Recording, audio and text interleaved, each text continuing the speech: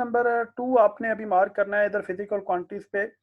ये आप मार्क यहाँ पे करें कि एक तो ये बेस क्वांटिटी और डिराइव क्वांटिटी, ये पहले भी आपको आता है और इसकी ये टाइप्स ही पता है। लेकिन इसमें जो इम्पोर्टेंट थिंग है वो ये है कि what are the steps which are involve in choosing a physical quantity. क्या वो फिजिकल क्वांटिटी को ड्राइव करने के लिए या बनाने के लिए कौन से स्टेप्स इन्वॉल्व होते हैं। ये जो है आपका क्वेश्चन जो है वो एक नेक्स्ट टेक्निकल क्वेश्चन है जो कि आपको पूछा जा सकता है और आउट ऑफ नो वेयर एकदम से आप फंस जाएंगे कि आप इसको क्या करें। तो ये आपके पास जो है ना the measurement of base quantity involve 2 step, आपके पास 2 स्टेप इन्वॉल्व होते हैं। ये आपने नोट करना है कि 2 स्टेप इन्वॉल्व होते हैं और ये 2 स्टेप कौन से हैं। एक, फर्स्ट चूज अ स्टैंडर्ड। आपने सबसे पहले जो है वो स्टैंडर्ड चूज करना है। द स्टैंडर्ड क्या होगा, मिसाल के तौर पे आपने एक रूम को पैमाइश करना है, रूम में खड़े हैं, आपने मेजरमेंट लेनी है। अब आपके पास कोई मेजरिंग टेप नहीं है, कैंची टेप नहीं है, तो आप आसानी से क्या करेंगे, आप सिर्फ ये करेंगे कि आप उसके अंदर कुछ कदम चलेंगे और अपने पाँव के कदम नाप लेंगे। तो यही काम सबसे पहले जो है वो लोगों ने किया था और एक यूनिट का नाम रख दिया फुट। और कितने कदम आपने चले, ये आपका मैकेनिज्म था कि कितने कदम आप चले हैं, ये मैकेनिज्म हो गया। और आपने जब एक रूम में आपने कैलकुलेशन की, यानी एक बच्चा जो है वो एक रूम में कॉर्नर से चलना शुरू करता है और पाँव से पाँव जोड़ के वो अपना पाँव मेजर करता रहता है। तो जब वो एक कॉर्नर से दूसरे कॉर्नर में जाएगा, अगर वो 10 फुट चला है तो वो कहेगा मैंने 10 फुट चला है। वो उसके पाँव का स्टैंडर्ड है कि उसका पाँव जो है वो 10 फुट के बराबर था। और ब्रिटेन जो सबसे पहला जो मोस्ट पॉपुलर बड़े सगीर में जो यूनिट चलता रहा वो फुट ही था। और वो उनके जो यूनिट थे वो हमारे ये ब्रिटेन के जो एम्पायर था उसका जो किंग था उसके फुट का साइज था। देन बाद में स्टैंडर्डाइजेशन की और यूनिट जो है वो बेस चेंज कर दी गई। तो अब पहली चीज आपके पास क्या है कि यूनिट क्या है। नंबर 2 आपके पास होगा कि आपके पास यूनिट के बाद मल्टीप्लायर। मिसाल के तौर पे आप क्या करते हैं, आपने कोई मेजरमेंट लेनी है और आप वो मेजरमेंट जो है वो लेने के लिए एक कोई स्टिक ले लेते हैं कि ये स्टिक है इस साइज के। अब उसके अच्छा सर, ये आपने बताया कि फिजिकल क्वांटिटीज ना, तो कुछ एग्जांपल्स दे दें ऐसी क्वांटिटीज की जो फिजिकल क्वांटिटीज ना हो। एंड नंबर 2, यूनिट आपने बताया, तो यूनिट को थोड़ा सा डिफाइन कर दें, व्हाट इज यूनिट।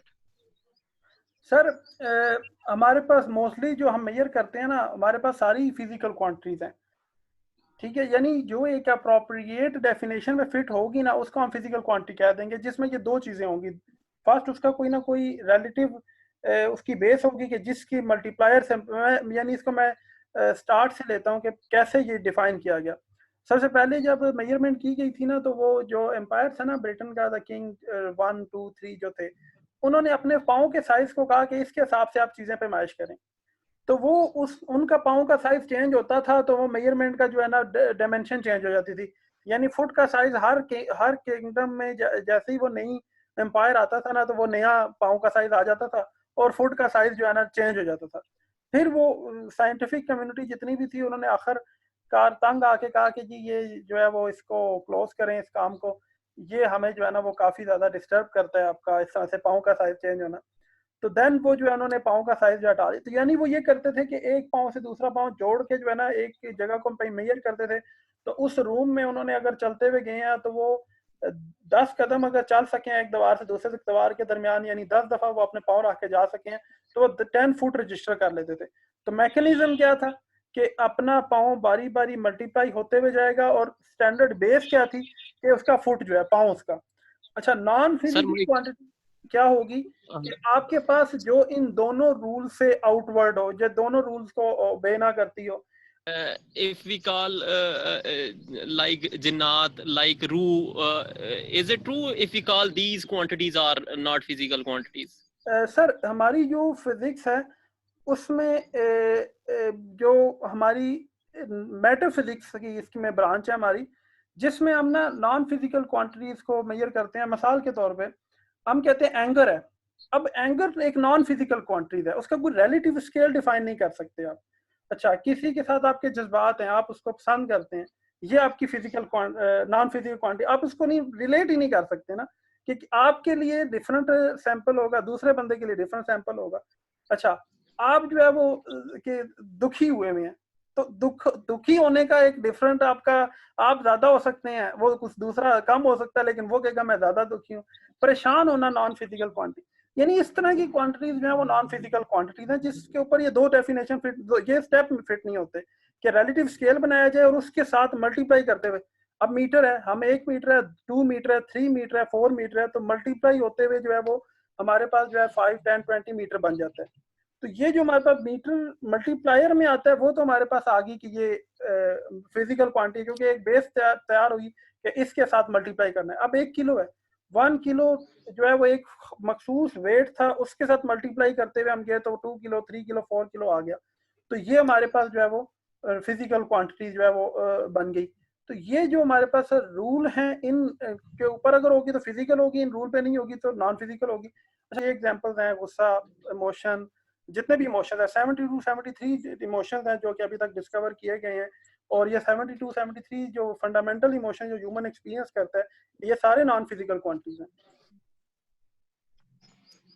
अच्छा, ये अब मुझे इसे मतलब आपकी बात से जो मुझे आइडिया हो रहा है वो ये है कि फिजिकल क्वांटिटीज को हम पॉसिबली एक परफेक्ट स्केल के जरिए से मेजर कर सकते हैं, एग्जैक्टली, ये मैंने और पहले उसका बात कर एक दी कि क्वांटिटी फिजिक्स जो है वो क्वांटिटेटिव है, डिस्क्रिप्टिव ओके। फिजिक्स जो है वो नहीं होना चाहती, होना पड़ता है लेकिन होना नहीं चाहती। सर, आप ये कहते हैं ना कि आप किसी से प्यार करते हैं या किसी से नफरत करते हैं, तो मैं अगर इसका एक स्केल बना दूं कि मैं उसे 2 न्यूटन प्यार करता हूं और मैं 3 किलो से खफा हूं, तो इसमें आप की फिजिक्स का मसला है कि उसने कोई इसके लिए स्केल नहीं बनाया। वैसे तो ये एग्जिस्टेंस ना कहेंगे हम इसे। सर इसके ये जितने भी ह्यूमन इमोशंस हैं इनका स्केल डिफाइन नहीं किया जा सकता। इसमें होता है हमारे पास इंडेक्स ऑफ एक्सपीरियंस, ये इसमें आप किसी चीज का हर ह्यूमन टू ह्यूमन वेरी करता है कि उसका इंडेक्स क्या है, और एक ह्यूमन दूसरे के साथ कंपेयर नहीं कर सकता। यानी हम एक क्वांटिटी ऐसी होनी चाहिए कि आप स्टैंडर्ड डिफाइन करें, और मीटर है, डिफाइन कर दिया कि 1 मीटर है, न्यूटन है, डिफाइन कर दिया, तो जहां भी न्यूटन है वो उतना ही न्यूटन है, जहां भी मीटर है वो उतना ही मीटर है। लेकिन ये जो इमोशंस हैं जितने भी हैं उनमें आप मेजरमेंट नहीं कर सकते एग्जैक्ट, यानी उसकी वैल्यू नहीं दे सकते, और वो आगे आप उसको कॉम्प्रीहेंड नहीं कर सकते, आगे जाके उतनी ही क्वांटिटी आगे वसूल नहीं हो सकती। चलें सर, ये तो ठीक हो गया, आई अंडरस्टैंड योर आंसर। एक और छोटी सी बात, ये जो दूसरा मेरा क्वेश्चन था जी सर। वो मैंने ये पूछना चाह रहा था कि जो आपने अभी बात की ना यूनिट के बारे में, तो एक दफा मेरे से भी एक क्वेश्चन हुआ था। वो बच्चे ने ये क्वेश्चन किया था कि अगर आप मार्केट से 2 किलो चीनी लेकर आते हैं, तो अब 2 किलो चीनी में अब किलो माप रहा है चीनी को या 2 माप रहा है, तो उसका बेसिकल क्वेश्चन ये था कि यूनिट में और नंबर में हम डिफरेंशिएट कैसे करेंगे। तो यूनिट, पहले तो मुझे ये बता दें कि यूनिट किसे कहते हैं। यूनिट सर आपने एक, आपके पास लेट से कोई यूनिट नहीं है आज इस वक्त, सपोज कर लें कि कोई किलो भी एग्जिस्ट ही नहीं करता, आपने एक पत्थर लिया, आपने कहा जी ये वन वन स्टोन जो है इसका जो है ना हमारा ये इसके हिसाब से हम ना इसके साथ हम वेट बैलेंस करेंगे चीज का, इतना ही मैं आपसे वसूल करूंगा चीनी और उतनी ही आपको वापस करूंगा, ठीक है। तो वो जो वन स्टोन है वो मेरा यूनिट है। अब अगर मैं उसी जितना कोई और स्टोन ढूंढ लाता हूँ और उसके साथ तराजू में दूसरी तरफ रख लेता हूँ और वो इक्वल हो जाते हैं, तो मेरे पास अब वो जो दूसरा स्टोन है वो भी वन स्टोन के बराबर है, तो अब मैं वो तराजू के लेफ्ट साइड पे वापस आके रखूंगा, तो अब वो मेरे पास 2 स्टोन हो गए। अब मैं जो नई चीनी मेजर करूंगा वो 2 स्टोन हो जाएगी।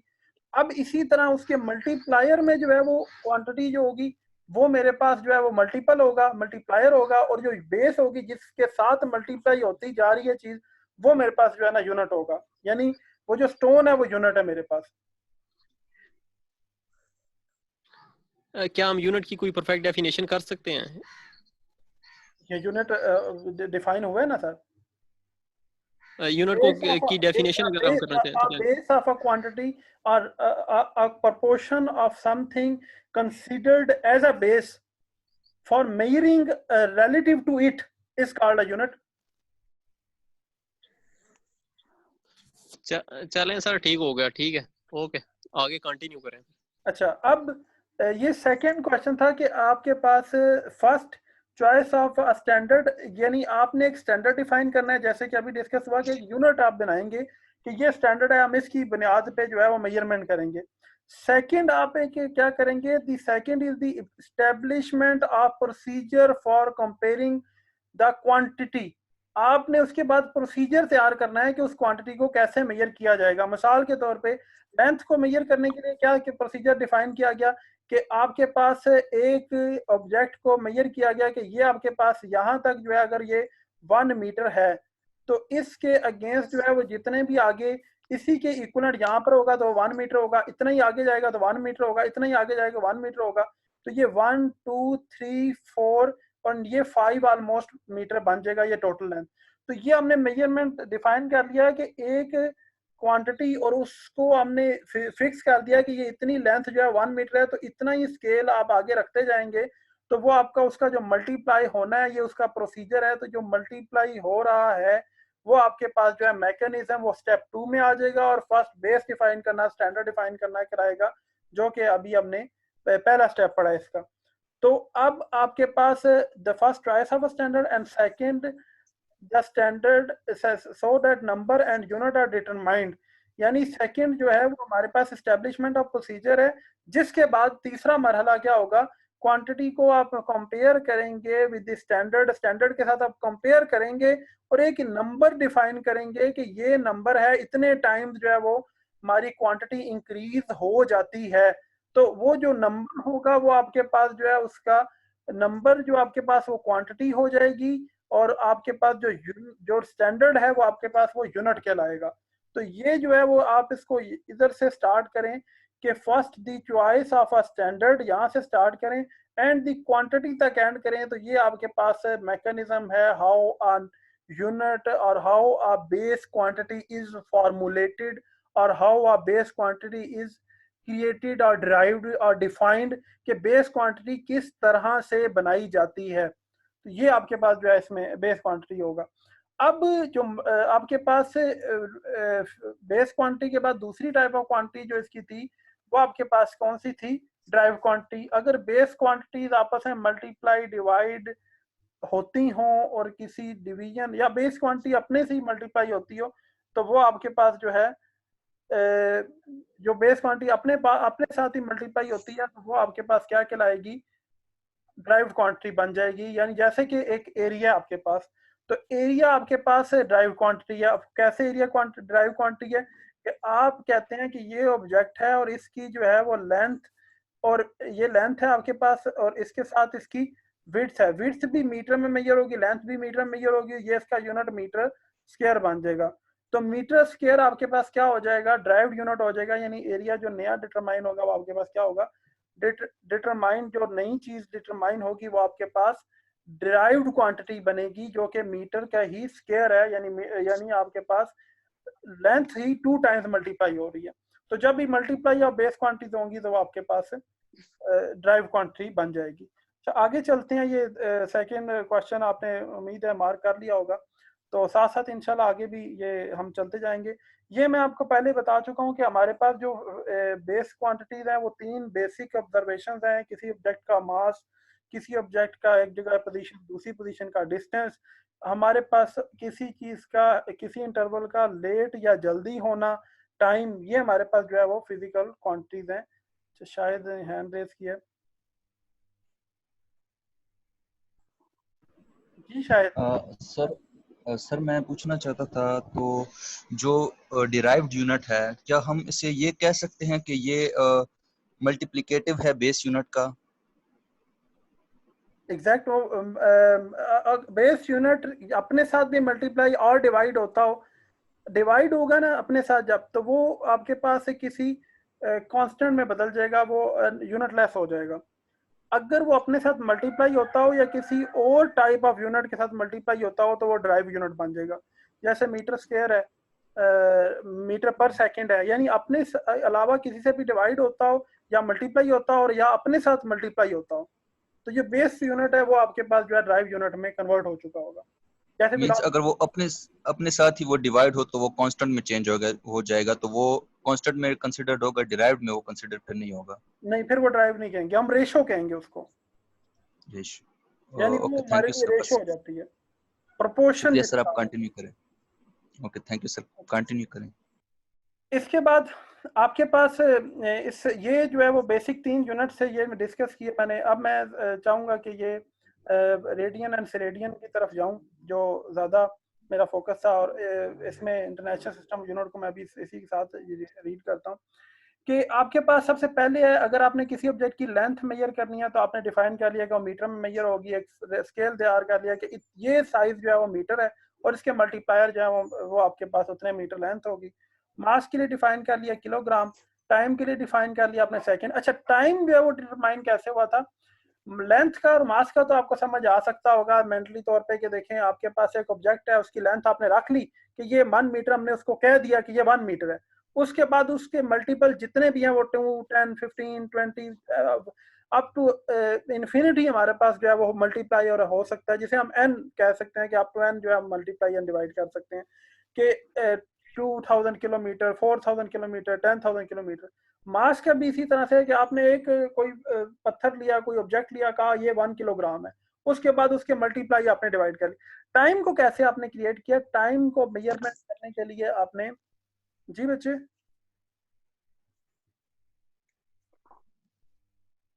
अच्छा, जो टाइम को मेजरमेंट करने के लिए आपने सेकंड जो है वो यूनिट इस तरह बनाया कि आपने डे को डिवाइड किया सबसे पहले 24 इक्वल पैचेस में, जो कि आवर बन गए।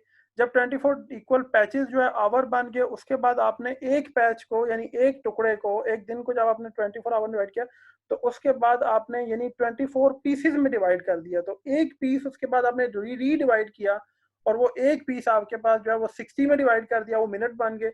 उसके बाद जो दोबारा वो पीस था उसको आपने कहा कि इसको मैं मजीद 60 में डिवाइड करूंगा तो वो हमारे पास सेकंड बन गए। सो हमने यानी अपने एक दिन को डिटरमाइन किया कि ये एक डे है, उसको डिवाइड करते हुए आए, तो वो हमने जब उसको डिवाइड किया तो वो हमारे पास एक सेकंड तख्लीक में आया। बाद में हमने इसको चेंज कर लिया डेफिनेशन को कि लाइट एक सेकंड में इतना डिस्टेंस कवर करती है, तो ये हमारे पास जो है जितना डिस्टेंस इतनी देर जितना डिस्टेंस कवर करती है वो हमारे पास टाइम है। यानी टाइम और लेंथ का स्टैंडर्ड आपने बाद में सी डिफाइन कर लिया था लाइट के रिस्पेक्ट से, तो वो बाद में हमने चेंज कर लिया। लेकिन पहले यही होता था कि vibrations, number of vibration of atomic things यानी सीजियम का पहले हमने डिटरमाइन किया, उससे पहले हमने सिंपल जो हार्मोनिक ऑब्जेक्ट्स थे, जैसे मुख्तलिफ किस्म की जो सिंपल पेंडुलम है उससे भी टाइम डिटरमाइन किया था। ये पुरानी बात है। इसके बाद हमारे पास अम्पेयर है, टेम्परेचर है, अमाउंट ऑफ सब्सटेंस है, इंटेंसिटी ऑफ लाइट है। ये हमारे पास जो है वो बेस क्वांटिटीज हैं, ये टोटल 7 है। इसके बाद इनके मल्टीपल जो है वो बनेंगे, तो हमारे पास इनके मल्टीपल हमारे पास ड्राइव क्वांटिटी कराएंगे।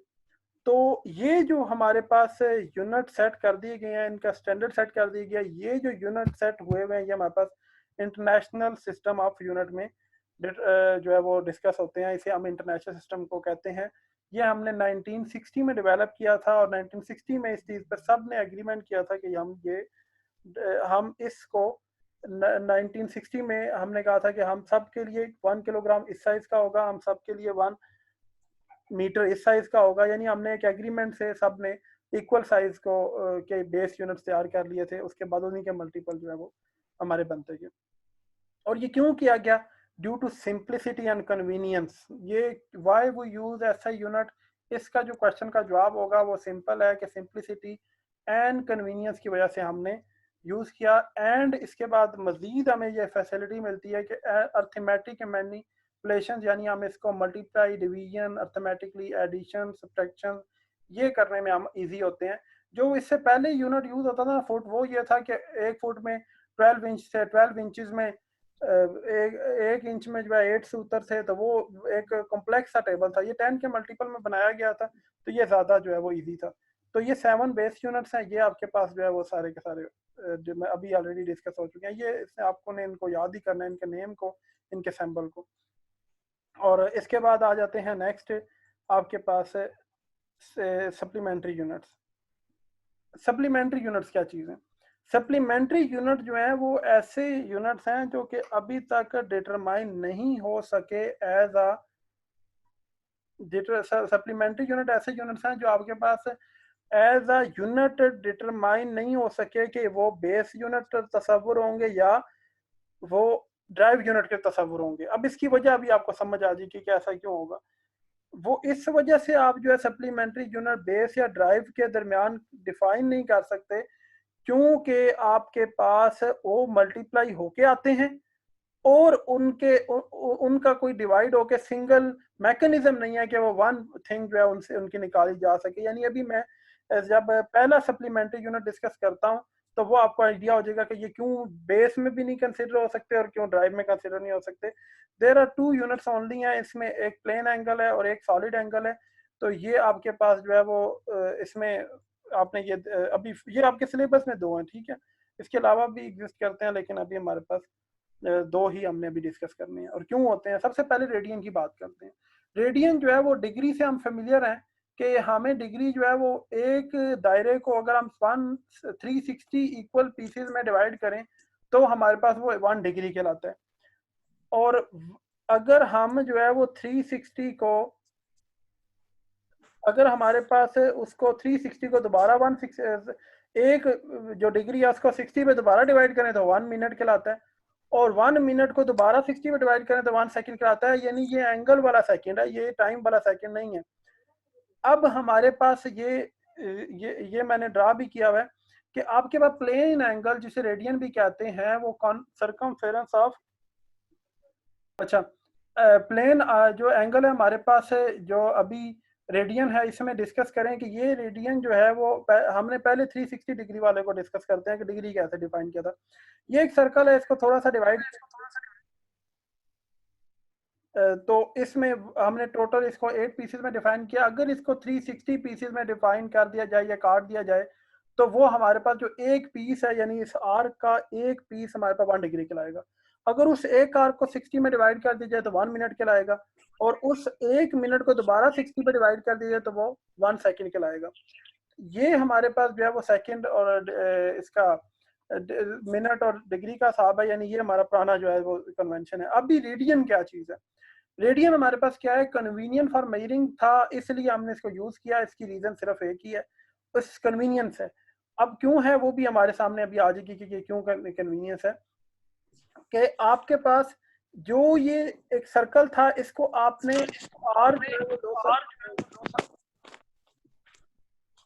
आपने इसमें क्या किया कि दो सर्कल्स में आपने इसको दो आर रेडियस में आपने डिवाइड कर दिया। यानी आपने इसको इस तरह से कट आउट किया ये कि आपके पास जो आर की टोटल लेंथ है, ये जो आर्क है ये आर इक्वल टू हो गई रेडियस की। ये आपने जरा गौर से समझनी है बात कि ये जो आर है ये आर इक्वल है, इसकी जो आर्क लेंथ है वो किसके इक्वल है, इस रेडियस के। अब जब वो इस रेडियस के इक्वल है तो उस वक्त जो ये एंगल बनता है उसको हम 1 रेडियन कह देते हैं। जितना भी एंगल बने वो हमारे पास जो है वो 1 रेडियन होता है। ये जो हमारे पास इस जगह पे ये जो आर्क है, इस आर्क का जो रेडियस है यानी आर्क जो है वो इक्वल टू हो जाती है रेडियस के साथ। तो रेडियस के इक्वल जब ये आर्क हो जाती है तो ये आपके पास जो है वो बन जाता है, इसके साथ इक्वल हो जाता है। तो ये आपके पास आर इंटू आर जो है ये आप इसको इक्वल करें तो इसके बाद जो एंगल आपके पास बनता है वो 1 रेडियन कहलाता है। अब यानी मैं ए ओ सी अगर मार्क करूं तो इसमें ये ए ओ सी एंगल जो ये सेंटर में बन रहा है ये 1 रेडियन है। इसमें ये आर इक्वल टू है दिस आर के। अब हमें थीटा की डेफिनेशन पता है कि थीटा इज इक्वल टू होता है हमारे पास एस ओवर आर। तो यहाँ पे आर डिवाइडेड बाय आर होगा तो ये 1 डिग्री रेडियन बन जाएगा।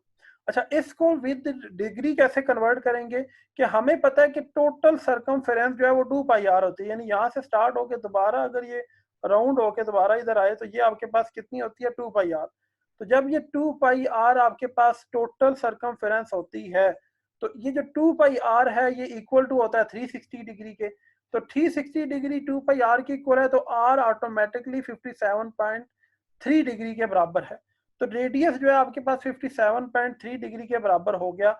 ये आपके पास जो रेडियस है 57.3 degree is the 1 radian quantity. यानी 1 रेडियन आपके पास 57.3 डिग्री के बराबर होता है। अच्छा, आपने अगर कभी कन्वर्जन करनी हो, लेट से आपको दिया जाए कि 50 डिग्री है, इसको कन्वर्ट कर लें जी, आप 50 डिग्री को रेडियन में कन्वर्ट कर दें तो आप कैसे कन्वर्ट करेंगे? आप लिखेंगे कि 2 pi r is equal to 360 degree. ये वाली जो इक्वेशन है ये आप अपने पास लिखेंगे, इसको 2 pi are multiply by 360 degree लिखेंगे और इक्वल टू 360 को आप क्या कर देंगे, दोनों तरफ डिवाइड कर देंगे। दोनों इधर भी डिवाइड कर देंगे और इधर भी डिवाइड कर देंगे। जब दोनों तरफ 360 डिग्री डिवाइड हो जाएगा तो आपके पास 2 पाई आर के नीचे 360 भी आ जाएगा। 360 divide 2 pi R divide by 360 is equal to 1 degree. अब दोनों तरफ आपने मल्टीप्लाई कर देना 50 डिग्री को, तो आपके पास ये कन्वर्जन हो जाएगी। ये फार्मूला आपने याद रखना है, इसके मुताबिक आपकी कन्वर्जन होगी। इन दोनों तरफ जो है वो 360 डिग्री से डिवाइड करें और 360 डिग्री से डिवाइड करने के बाद 2 pi r divided by 360 degree is equal to 1 degree हो जाएगा, और दोनों तरफ आप 50 डिग्री मल्टीप्लाई कर देंगे तो आपके पास ये डिग्री टू रेडियन कन्वर्जन आ जाएगी। तो ये हमारा जो रेडियन था ये यहाँ पे डिफाइन हो गया। इसके बाद यही यहाँ पे भी यही चीज लिखी हुई है जो अभी मैंने आपको करके बताई है सारी। अब सिरेडियन क्या चीज है? सिरेडियन जो है हमारे पास एक सॉलिड एंगल का नाम है। सिरेडियन जो है वो सॉलिड एंगल है। अब सॉलिड एंगल जो है वो 3 डिमेंशनल एंगल है, 3 डिमेंशनल स्पेस है। अब ये किस तरह की स्पेस है कि आप अगर किसी कोन को, यानी जो कोन है उसको उल्टा कर लें, तो जो कोन की जो स्टार्टिंग एज होता है, जैसे ये कोन बनी हुई है इधर, ये जो कोन है, इस कोन की जो स्टार्टिंग एज है, ये आपके पास जो एंगल है इसका 360 डिग्री होता है। यानी कोन का जो स्टार्ट पॉइंट होता है ये आपके पास 360 डिग्री होता है, यानी ये जो सेंटर में पॉइंट होता है। अब कैसे ये जो कोन का जो ओरिजिन पॉइंट है ये कैसे कोई एंगल आपको डिफाइन करता है, ये सिरेडियन सॉलिड एंगल किस तरह से बन जाता है, इसका मेथड आपके पास ये दिया गया है कि आपके पास सॉलिड एंगल यानी सिरेडियन जो है वो इक्वल होता है एरिया ऑफ द सरफेस। जब आपके पास जो सरफेस जिससे काटा जाए, किस चीज को काटा जाए, एंगल काटा जाए जिसमें से, यानी एक सर जो हमारे पहले आपको मैंने शेयर भी किया है एक लेक्चर मेजरमेंट्स का, उसमें सर तारिक ने डिफाइन किया कि आपके पास अगर आप एक तरबूज को जो टक्की लगाते हैं वो इस तरह से लगाएं कि वो गोल लगाएं और उसका जो उसकी जो नोक है वो बिल्कुल सेंटर पे जाए तरबूज की, तो जो आपके पास एक कौन सी कट के आएगी उसका जो ओरिजिन होगा वो आपके पास 1 सिरेडियन बन जाएगा। कब? जब उसका जो सरफेस एरिया है वो आर स्क्वायर के बराबर हो। अच्छा, इसको मैं दोबारा क्लियरफाई करता हूँ कि ये क्या मामला हो रहा है कि आपने एक सफेयर को, एक बॉल टाइप जगह को इस तरह से काटना है कि उसका जो गोलाई है जो उसको काटी जाए वो आपके पास आर स्क्वायर हो, और यानी आर स्क्वायर के बराबर हो जाए। और आर क्या है? यहाँ पे आपके पास सेंटर तक का डिस्टेंस है फ्रॉम सफेयर से लेके सेंटर का, यानी रेडियस है। अच्छा बच्चे, इसको आगे थोड़ा सा मैं कंप्लीट करता हूँ सिरेडियन को, कि यहाँ पे हमारे पास जो इसका सिरेडियन का, यानी सिरेडियन एक सॉलिड एंगल को कहा जाता है। तो इसमें जो ये सरफेस होती है, इस सरफेस का आर स्क्वायर हम इस सरफेस को कहते हैं, और इस आर स्क्वायर जो है, ये वाला आर जो होता है आर स्क्वायर, ये हमारा जो है वो रेडियस के बराबर होता है। यानी ऐसी सरफेस आप लें उस पे, अच्छा अगर ये आर ना हो, ये ज्यादा बड़ा ले लें, अगर आपके पास ये ज्यादा इसका साइज रख लें, तो ये जो सेंटर में कोन का जो एंगल बनेगा, ये जो कोन का एंगल बना है ये अभी आर के बराबर बना है, लेकिन अगर मैं ज्यादा बड़ा कट लगाता हूँ तो जो सेंटर में एंगल बनेगा वो एंगल जो है वो लाजमी बात है बड़ा हो गया, तो ये एंगल डिफरेंट हो गया। तो 1 सिरेडियन वो एंगल है जिसमें आर जो है, दोनों आर का स्क्वायर, यानी आर आपके पास जो है उसका रेडियस हो, और इस यानी ये जो सरफेस है, ये जो सरफेस आपके पास हो ये आर स्क्वायर के बराबर इसका एरिया हो, तो तब जो आपके पास इस जगह पे ये जो सॉलिड एंगल बनता है, ये अक्सर जो सॉलिड एंगल है ये सन्यारे यूज करते हैं। ये गोल्ड की जो रिंग है ना, उसकी आप नेट पे वीडियो छोटी सी देखिएगा, गोल्ड रिंग साइज एडजस्टमेंट, तो वो ये जो चीज, जो कोन टाइप एक चीज यूज करते हैं जिसके ऊपर वो रिंग को रख के मेजरमेंट लेते हैं, ये जो है हमारे पास है, इसका डाया जो है वो इसके हिसाब से सेट होता है, तो ये वहां पे सॉलिड एंगल इस्तेमाल होता है, उनके पास एप्लीकेशन है। अच्छा, एरिया ऑफ सफेयर जो है वो इक्वल है आर स्क्वायर के, यहाँ पे ये लिखा हुआ है। अच्छा, आर जो है वो रेडियस भी है, तो एरिया ऑफ सफेयर जो है, इस पूरे सफेयर का जो एरिया होता है वो 4 पाई आर स्क्वायर होता है। तो जब टोटल सफेयर का 4 पाई आर स्क्वायर है और इस जगह का जो एरिया है वो हमारे पास आर स्क्वायर है, तो अगर मैं 4 पाई आर स्क्वायर को आर स्क्वायर से डिवाइड करूं तो ये मेरे पास 4 पाई रह जाता है, क्योंकि आर स्क्वायर से कैंसिल हो जाता है। तो ये मेरे पास जो क्वांटिटी है वो 4 पाई रेडियन जो है वो 1 रेडियन के बराबर है, यानी इसको मैं इक्वल टू 1 रेडियन लिख सकता हूँ। 4 पाई रेडियन जो है वो 1 रेडियन के बराबर होता है। तो ये हमारे पास जो है इस तरह से सॉलिड एंगल है। इस जैसे और भी सप्लीमेंट्री एंगल्स हैं जो कि आप जो है वो डिस्कस आप